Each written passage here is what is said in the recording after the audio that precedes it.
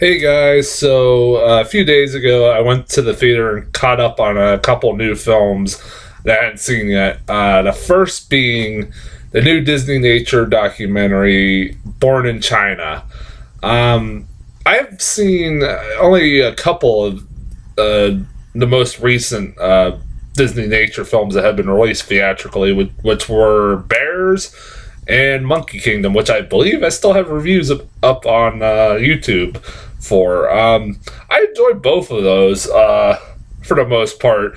I remember enjoying Monkey Kingdom better than Bears, mainly because Bears had that I thought was a little bit unbearable because of the narration by John C. Reilly. But other than that, it was a fine film. So it was Monkey Kingdom. I thought actually the Monkey Kingdom was actually kind of more compelling story than a lot of movies about normal movies are. Like had a pretty interesting story for a Disney nature documentary. I really highly recommend that one. But I got a trailer for this Born in China like 2 years ago when I saw Monkey Kingdom, and then I thought it was coming out in 2016, and then it never came out. And they're like, oh, okay. Apparently it did come out in China in 2016, but it never came out here until now. And I'm like, that was weird. We didn't get, not that I know of, we didn't get any Disney nature documentary because they've been doing this like yearly thing of like releasing a new one every Earth Day, and like last year they kind of didn't do that. I was like, that was weird. I don't understand. I don't know why, but I was like, all right. I said up to this point I've liked every one of them, and I said they're been pretty decent little films, and yeah, this is just like the other ones. I enjoyed this a lot. It was a perfectly fine film. It's really fucking well made, really gorgeous. It's made by people that know how to point a camera and and shoot some beautiful cinematography. Oh my god! Like the landscape of China, the wilderness of China is just perfect for these kinds, like a kind of movie like this. Basically this movie is it follows four different groups of animals. I had to look this up because again it's been a couple days. I remember a couple right off the top of my head. A snow leopard. It follows a snow leopard and her cubs as the snow leopard's basically rules a domain of a rocky domain, and it shows her throughout the year trying to survive with her cubs and being threatened by a rival snow leopard and shit like that, and it doesn't really have a happy ending. I'll give points to Disney Nature and Disney in general for actually having a happy ending with that story. Seriously, that was a fucking dark turn that fucking story took. Like, every one of these stories has a happy ending except this one. That was fucking crazy. I said, you know what?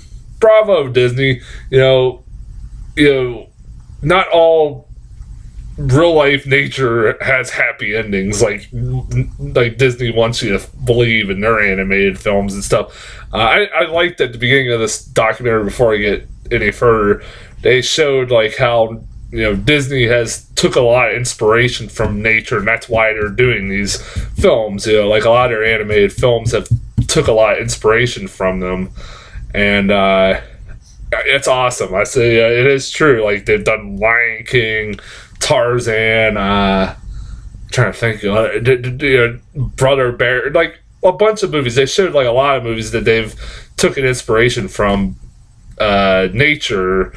Like Lion King is one of my favorite fucking movies of all time, or animated movies of all time. And like I said, it follows the snow leopard, and then it also follows a group of monkeys who are, of course, hilarious. Uh, it involves like this family of monkeys who the young sibling or monkey is jealous, I guess, according to the narrator John Krasinski, of his new baby sister, and kind of decides to venture off from the family and kind of becomes an outcast. And it has a really horribly, like a really sad scene where he's just sitting on a branch by himself in the freezing cold. That was kind of traumatizing to watch. The poor little monkey. I was kind of cracking up. I was like, poor little monkey. I was the only one in the theater, by the way. That was kind of funny. I'm sure I was getting people that worked the theater probably thought that was hilarious. I'm the only one in that movie theater watching a movie about monkeys and other kinds of animals. It's a rated G film. Who else? There's a pack of churu. I don't know if I'm saying that right. They're like these deer-like creatures where the males and females mate, and then they don't show that, of course, because it's not a Disney film, but this is a Disney film, and they, the females go off and to a lake for months on end to basically give birth to their babies, and then they come back and rejoin the males, even though the males can't remember which ones are which. That's kind of funny. Which females they were with in the first place, that because they've been gone for so long. That was kind of funny. So they just start hitting on random churu, right? Like I said, I don't know if I'm saying that right. That was kind of funny. And of course, there's the star of the show, which was the fucking panda bears. I love panda bears. Panda bears are fucking awesome, and these, like that, it's the most adorable part of the fucking movie. It's a panda bear and her cub, and her cub being all mischief and kind of curious about all the things around her and wanting to climb a tree. They explain that once the cub climbs a tree, basically it can separate itself from its mom. And they kind of separate themselves from each other because now they're independent and all stuff like that. Like every one of these movies, it's all about family and raising, like how animals basically are just like humans in that they put importance of their children and their cubs over anything else, and their survival of their cubs and everything else is more important than anything else in the world. It has the same kind of themes that all these movies do. It's nothing new.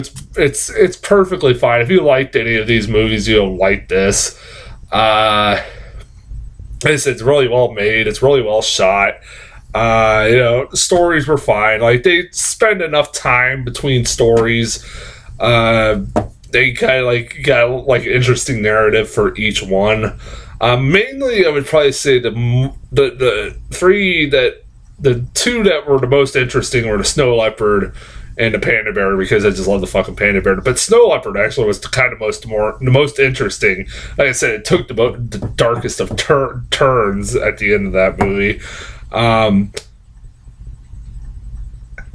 this is like one of those movies there's not really much to talk about. I do recommend it if you want to check it out. It's a decent little documentary. It's less than 80 minutes. It's very short. That's what I like about these movies. They're fucking short. You're in and out, pretty much when seeing these. It's it breezes by very quickly. There's nothing boring about it. So yeah, I recommend it. As far as trailers, all we got was with this one was the trailer for the next Disneynature documentary, which comes out next year, which is Dolphins, about, you guessed it, dolphins. So yeah, it looked like just like any of their other ones. It looks adorable. I love dolphins like everybody. I said that should be a kind of fun documentary. So yeah, That's what's coming up next year. I'll be back here shortly. That was a very short review with my other review.